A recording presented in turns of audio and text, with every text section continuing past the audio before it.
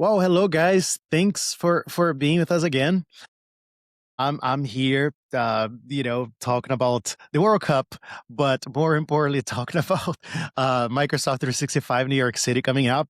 I'm with Alex Hesterberg rather, from Devicie. You know, Alex, look, you're one of the sponsors of the event. First of all, thanks for being with us. Of Can you course. just give us like a little bit of background, like and also for people who have not heard of Device, like what problem do you help organizations solve? Yeah, of course. And thanks for the time today. Thanks for the opportunity to partner and be at the M365 event. So Device, for those who don't know, is what we like to refer to as next generation end user device management. And what we do in terms of closing vulnerability gaps, ensuring patching and fixing and updating is all happening in a continuous way, while also being able to track where end user devices are in terms of health and status and compliance, is what we see as the future and the expectation of end user device management. And what we've done is we've partnered with Microsoft and made sure that all the capabilities of Intune are basically exploited and leveraged by customers, and Device helps customers go do that. It's our hallmark and foundational integration. We love the capabilities of Intune. We have hundreds of customers that are leveraging the Device Intune relationship and set of capabilities.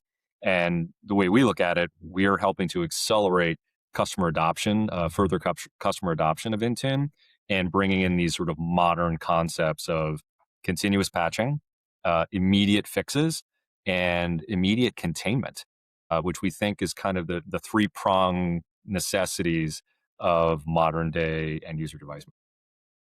So good point. So let me ask you this.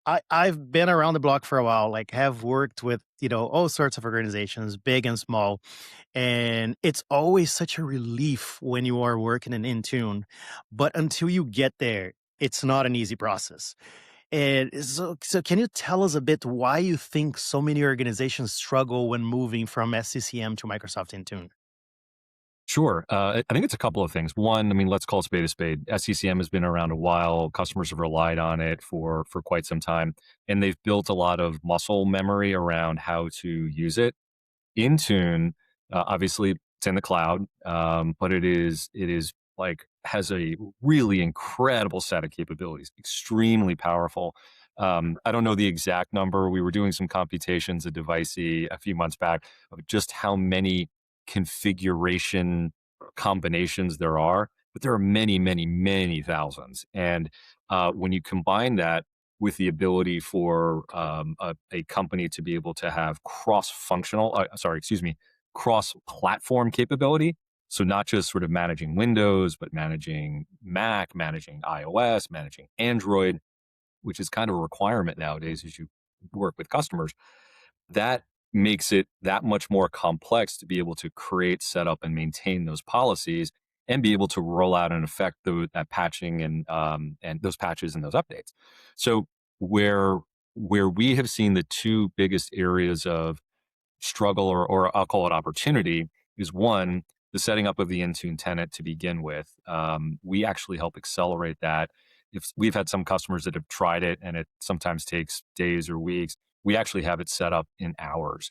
The second thing that we're able to do, based on all the work we've done with Microsoft and our mutual customers over the last 5 years, we have a set of templates and policies already pre-canned that customers can just select and then instantiate within Intune. They can tweak as they need to, but whether it's enforcement policies around containment, setting up groups, or different user groups or different policies that they want to be able to automatically enforce, or being able to capture where they are from a compliance perspective, we make that setup and rollout from a production perspective very, very simple. And that was kind of at the heart of the Device partnership with Microsoft originally, making it easier to adopt Intune, easier to set up, easier to use on a day-to-day basis, and then expand to different platforms. I'm excited to talk about a relationship with Edge for Business, which we just launched at RSA, but we can get to that in a couple minutes. So no, you're touching exactly my next point is which is how can Microsoft Edge for Business actually become part of a company's security strategy? Yeah, so we were always interested, and it was felt mutually on the product management side from a Microsoft perspective on the Edge for Business side to be able to treat the browser as if it were a device. And if you really look at exactly how personas, individuals, teams, functional groups at companies are operating today, almost everything is through the browser. And so even AI platforms that when they're engaged are often initially and ongoingly through the browser with extensions and require data transfer. So there's a lot happening within that frontier that wasn't necessarily captured, wasn't necessarily monitored, and then wasn't really in a space where policy could be created, enforced, and then maintained. This is a really exciting area. And so we partnered up with the Microsoft product management team for Edge for Business several months ago. We launched our first version of support for Edge for Business at RSA together just about 2 months ago or so in San Francisco. And we were in the Microsoft booth actually presenting the joint capabilities. And what it empowered our mutual customers to do was to be able to see exactly what users, what websites, what extensions, what AI platforms were actually being engaged by different personas, but also where sensitive data transfer was happening, who had administration levels, password changes. And so it provided this foundational set of visualization of exactly what is happening on the browser level. And we now have a really robust roadmap with the Microsoft product management team for Edge for Business. We're very excited about rolling out capabilities each month for the next half year or so. And we think together, it ends up positioning Edge for Business as one of the most secure, if not the most secure and intelligent browsers in the world, which is great because there are literally hundreds of thousands of companies that rely on Edge for Business or have standardized on Edge for Business. And this greatly increases the value and I would say, the security of that browser within their stack. So okay, so you're now talking about Edge for Business, different browsers, and my next question is: people are always on the go. Like when you need to do work, you need to do work. You might not have your organization's device at your disposal. We might just need to do work on your personal computer sometimes, and organizations feel very uneasy that you do work on your personal computer, but you know your business needs come first, and you have to be on the go sometimes. How do you make organizations feel more secure and more at ease when their employees are using their personal devices and personal browsers, their phones and whatnot, to make sure that there are no data leaks and all that? Yeah, so it's a like a hugely important point. So there's two dimensions to that. Now I'll call it one. I'll call it some level of policy enforcement and understanding exactly who is engaging and who's trying to access corporate resources. And the second one is, do they have the right amount or the right levels of patching and capabilities that are and policies that are being enforced to allow them to access those resources? Should they be allowed or should they be contained? Should we be leveraging conditional access to say that person on that personal device should not be accessing corporate resources? And these are the two things that we do really, really well. So the Edge for Business capability, even if they're running Edge for Business on a personal device, we will be able to see that user and their activity, providing there's nothing else on that computer that would instantiate a conditional access policy to keep them off the network. We will be able to see exactly what it is they're doing and where they're going. Again, sensitive data transfer, extensions, the whole nine yards. But I think even more importantly than that, and we see this in almost every industry where computers and mobile phones might be swapped out. You might have somebody with two laptops. One stays in a drawer for 65 days, and then they pull it out. It hasn't been patched or fixed or updated in a long, long time. those devices, the industry or device management teams, they're kind of blind to them. They don't quite know what's going on. Have they been touched, manipulated, updated? Not. So when those devices end up joining, whether it's a personal device, all of a sudden is trying to connect to corporate resources, or it's a corporate device that just has not been patched and fixed to a level where the company feels comfortable to allow that device to attach to a corporate resource, we will then enforce a containment policy right away, preventing it until such a time that that device meets the standards that the security and device management teams have set forward.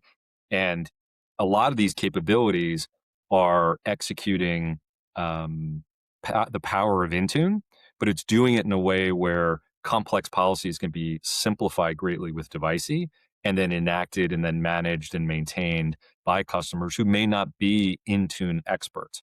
So we help kind of close that talent gap quite a bit. So we are talking, of course, about Microsoft 365. So the next question that I'm going to have to ask, because that's the one thing that everyone wants to talk about these days, right? Is Copilot. Yeah. So what can security teams learn by connecting Device with Microsoft Security Copilot? Yes. So the Security Copilot integration, which is technically our third Microsoft product integration. So obviously we have Intune and we have Edge for Business, and we recently launched our support for Security Copilot. The first version of our support for Security Copilot, and the agent and the plugin is actually available in the marketplace, empowers device fleet management teams and security teams to actually prompt Security Copilot for device related data. And Devicie pulls data from a few different sources. Obviously, one is via Intune. We orchestrate through Intune. So anything that we can actually see and capture via Intune is going to be able to show up in Security Copilot. The second thing is exactly what we do with other data, bits of data or data sources like warranties on laptops. We're actually able to pull a bunch of other data from end user devices and then concatenate that within the assets that sit within Intune and then can be essentially prompted with Security Copilot. So, what does that mean? It means that at any given moment, a customer who's running the Security Copilot plugin can actually engage and prompt Security Copilot for the status and health of their end user fleet, the potential risks. Are how much of my fleet is running a particular application or a particular version of an operating system, and to be able to see that right away within Security Copilot, and then leverage the rest of the Microsoft fleet and other agents to be able to concatenate that data, take action against that data. Often, what we're working on right now is being able to close loop that. So, create additional agents that can close loop critical vulnerability patching that we summon through Copilot. The data is there, and then we enact the automation back through Intune. This is an area of investment and expansion for us because there's so much information out there today and so many information gaps when it comes to what's happening on end user devices and then what vulnerabilities are in place. Ever since Mythos, what happened with GPT Cyber and Mythos, more and more vulnerabilities are being detected. Some of them have patches, some of them don't. Many of them initially, when the first version of Mythos came out, there weren't a lot of patches for the vulnerabilities that were discovered. So the the concept of getting customers to a point where they can continuously patch, accelerate fixes when there is a 0-day vulnerability, and then issue containment has become sort of the overarching discussion or theme within the boardrooms today. And when we do meet with CISOs or CIOs, so not just the fleet management teams and not just the vulnerability or exposure assessment platform teams, but the leadership that is being held to account for what are they going to do relative to newly discovered vulnerabilities and how are they going to adopt and patch and fix at machine speed. We think we've got the answer there between our partnership with Microsoft and the other trusted assets that we're building in and around Intune. Amazing. So, with the event coming up, I know we're all excited about being in New York in 2 weeks. So, what are you most excited to share with the Microsoft 365 community at M365 NYC? Yeah, so I mean, obviously, there's lots of stuff that we're ready to share, and we're very fortunate between our customer base and our partner base to get lots of feedback in a very dynamic area. I mean, 5 years ago, 10 years ago, the world of configuration management or end user device management was pretty steady state, kind of humdrum. It wasn't necessarily in the crosshairs of security. Patches were getting rolled out. Most of them were maintenance patches, feature patches. Just cyber is really taking over so much, and it's a direct response of just responding to exploits. So, as much as we love to share, and there will be a whole bunch that we are sharing, and we're also very interested in listening.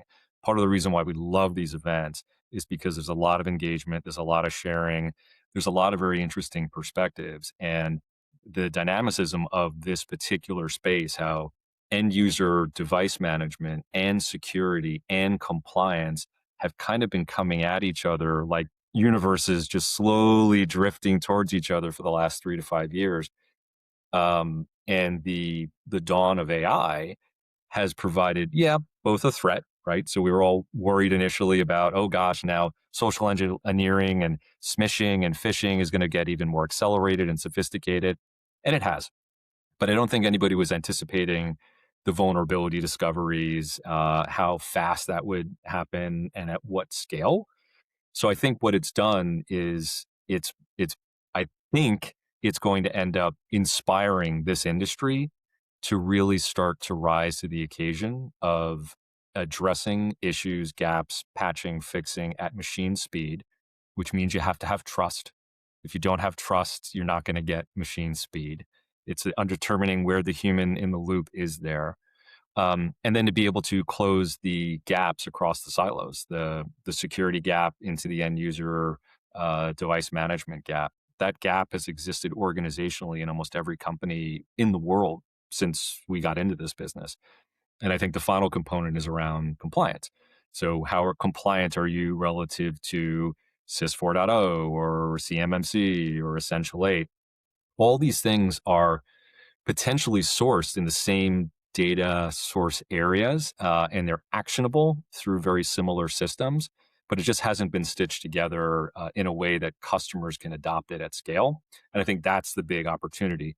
So, our headline nowadays, and again, it's from customers and partners, is getting customers on the path to continuous patching, to the world of human in the loop only by exception, but trusting, 24/7. Like we cannot live the way in patching and fixing that we have in the last 25 years. It's untenable and it's not acceptable anymore.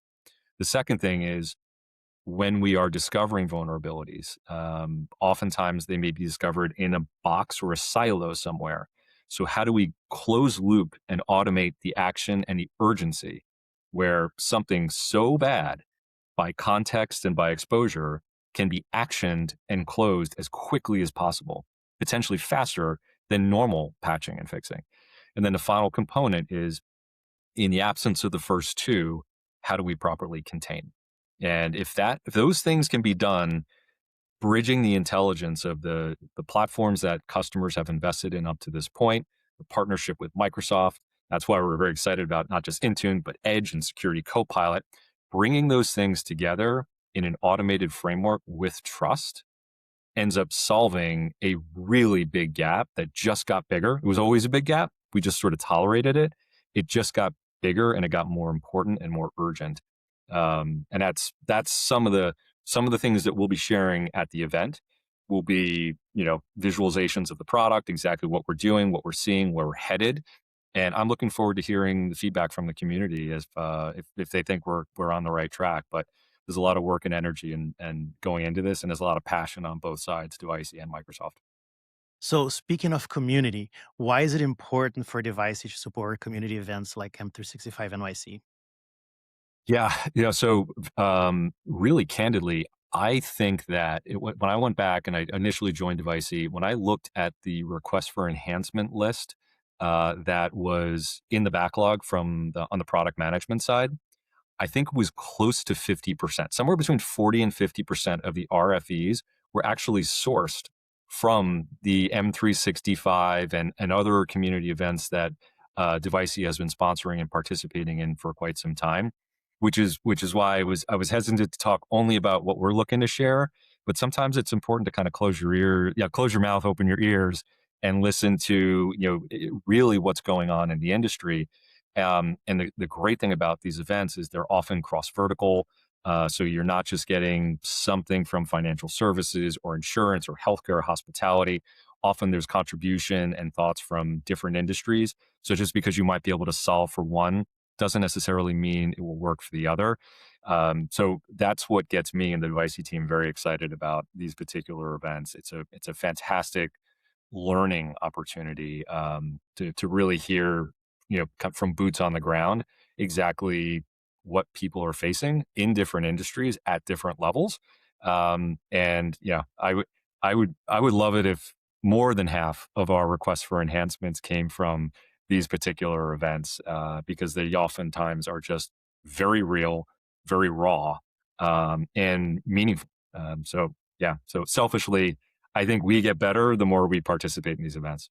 Yeah, I like to say all the time that, when you go to the big conferences, you see like, the main showroom floor and all that. You see the big polished presentations and everything that is like supermarket ready. But when you come to the community events, it's not like that. It's kind of like it's kind of like going to see the comedian at a at a dive bar versus seeing the comedian on the big stage. Like, this is where you're like throwing ideas.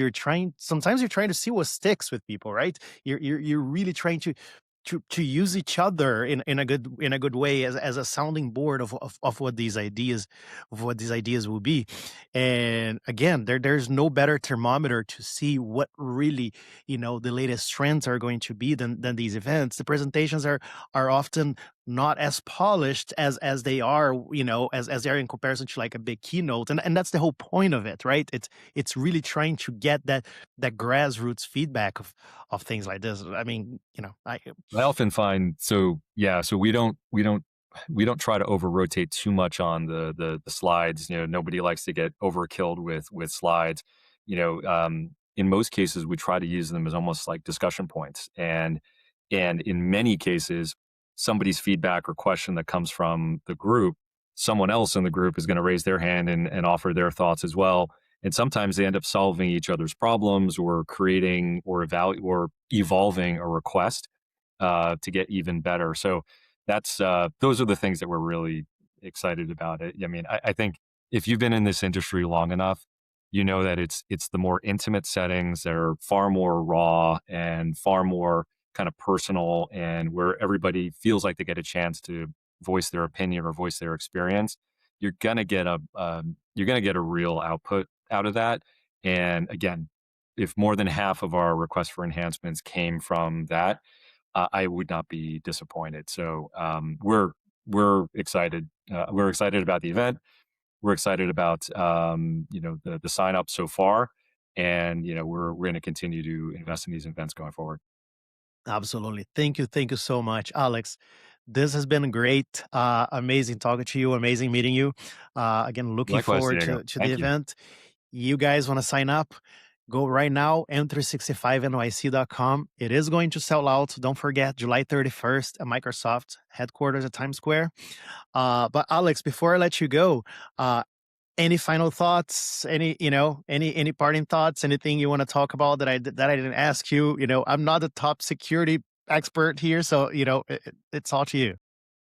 Yeah, well, I think you know what, but that's okay because I think what we've seen is this like I said, like the universe is kind of coming at each other. It almost doesn't matter if you're a top security expert or not a top security expert. These are real world issues that are affecting everybody, whether you're a device fleet management person or you're a CEO or you're a developer that's got an end user device that's got to get work done. And this is again one of the reasons why we love these kind of events is we're bringing together people that are experiencing challenges and seeing potential opportunities at different levels, different verticals. So now I think we covered just about everything, and during the event we'll talk a lot more about our partnership, obviously with Intune, our partnership with Edge for Business, and our partnership in future with Security Copilot.